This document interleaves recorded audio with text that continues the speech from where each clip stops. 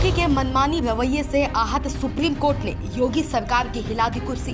Supreme court में जज का तेवर सुन योगी सरकार में मची बड़ी भयंकर खलबली। योगी सरकार के अधिवक्ता को जज ने लगाई बड़ी भयंकर फटकार, कहा ऐसे नहीं छोड़ेंगे आपको। जज के आदेश की अवहेलना करने वाले मुख्यमंत्री कार्यालय में तैनात अधिकारियों को घसीट कर लाओ कोर्ट। दोस्तों, यूपी की सियासत में एक बार फिर बड़ा भयंकर खेल हो गया है। इस बार तो सीएम योगी पर सुप्रीम कोर्ट से बड़ी भयंकर आफत फाट पड़ी है। सुप्रीम कोर्ट योगी सरकार को बड़ा भयंकर अल्टीमेटम दे दिया है, जिसके बाद से योगी सरकार की कुर्सी बड़े खतरे में पड़ गई है। योगी केशव में हुई भयंकर टकरार मामले में किसी तरह दिल्ली हाईकमान ने मामला संभाल लिया, पर अब सुप्रीम कोर्ट योगी सरकार की कुर्सी हिलाकर रख दिया है। योगी सरकार की मनमानी रवैये से सुप्रीम कोर्ट बड़ा भयंकर आहत हुआ है।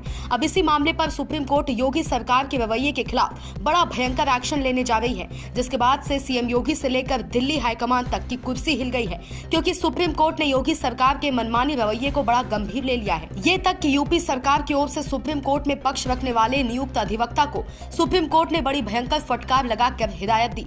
कहा इस बार किसी भी कीमत पर योगी सरकार के रवैये को बख्शने वाले नहीं है। सुप्रीम कोर्ट की सख्त हिदायत से हिल गई योगी सरकार।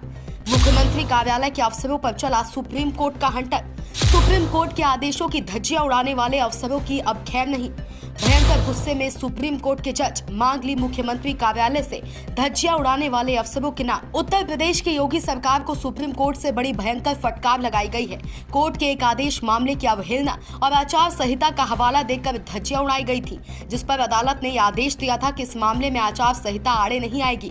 दरअसल पिछले सप्ताह उत्तर प्रदेश के कारागार विभाग के प्रमुख सचिव को अदालती आदेशों का पालन न करने पर सोमवार को वीडियो कॉन्फ्रेंसिंग के जरिए पेश होने का निर्देश दिया था। ये मामला कैदियों की सजा माफी पर निर्णय लेना था। इस मामले पर अदालत ने यूपी सरकार को फटकार लगाई, क्योंकि उसने दोषियों की रिहाई के निर्देश देने वाले अदालती आदेश का पालन न करने के लिए आचार संहिता का हवाला दिया था। अदालत ने बताया कि उसने स्पष्ट किया था कि चुनाव आचार संहिता छूट तय करने के रास्ते में नहीं आएगी। शीर्ष अदालत ने उत्तर प्रदेश राज्य के जेल विभाग के प्रधान सचिव को कड़ी फटकार लगाई और अदालत के आदेशों की अवहेलना करने के लिए राज्य को अदालत की अवमानना की कार्यवाही की चेतावनी दी। चीफ जस्टिस अभय ओका भयंकर गुस्से में कहा, हम इसका पुरजोर विरोध करते हैं, ऐसा नहीं चलेगा। उत्तर प्रदेश हमारे आदेशों का पालन क्यों नहीं कर रहा है? हम आपको ऐसे ही नहीं छोड़ेंगे। जज जस्टिस अभय ओका यही नहीं रुके, आगे और कहा कि आप हर मामले में हमारे न्यायालय के आदेशों की अवहेलना कैसे कर रहे हैं? हर मामले में जब हम आपको समय से पहले रिहाई के मामले पर विचार करने का निर्देश देते हैं तो आप उसका पालन नहीं करते। इस पर यूपी सरकार के वकील ने कहा कि राजेश कुमार सिंह सभी मामलों की फाइलें सक्षम अधिकारी और राज्यपाल के पास है, वो बाहर थी, आ जाने की संभावना है और इस पर कार्रवाई की जाएगी। हमने 5 जुलाई को संबंधित मंत्री को फाइल भेजी और वहां से 11 जुलाई को सीएम और 6 अगस्त को राज्यपाल को भेजी गई। कोर्ट में यूपी सरकार के वकील ने क्या कहा? इस पर जज जस्टिस ओका ने कहा कि देरी के लिए कैदी को मुआवजा कौन देगा? इस पर यूपी सरकार के वकील ने कहा कि हमें 16 अप्रैल को प्रस्ताव मिला और इसी बीच आचार संहिता लागू हो गई। तब जज जस्टिस ओका ने कहा कि हमने कहा था कि ये आड़े नहीं आएगा। इस पर यूपी सरकार के वकील ने कहा कि सीएम सचिवालय को फाइल नहीं मिली।